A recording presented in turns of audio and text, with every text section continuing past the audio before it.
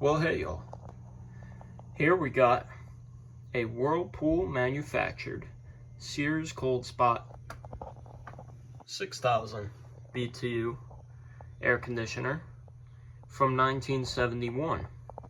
This is the small chassis. It is the newest of all the Coldspots I have. The rest date back to the 60s, although I kind of like the two-part wood grain grill.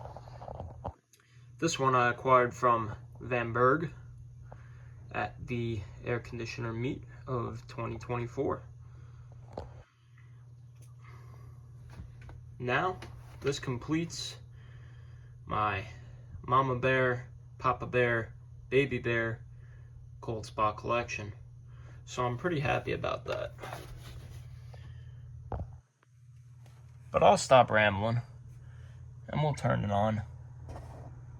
This one does need new fan motor thrust washes and or new bearings. I might just swap the whole motor depending on how difficult it ends up being trying to open it up, but we haven't done anything with that yet, so don't mind the fan motor noise. It's got a Tecumseh AK reciprocating compressor. Let's give it a go.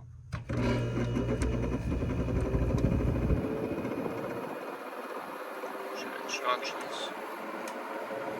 The compressor is very quiet on this air conditioner. Once the fan motor comes up to speed, it's not too loud. You could still hear the thrust washer issue, but it's not terrible. We're already pumping out cold air. This one definitely is a good runner. And it does need a full restoration, although it is pretty much rust-free inside. Well, let's take a look outside and see a little extra addition I did to this unit. Yeah, we got a nice custom logo for it. And I think it looks pretty sweet. These didn't originally come with a badge out of the factory. But they all look better with a badge. I did shut it off for this video of the outside, but you wouldn't be able to hear the compressor run anyways.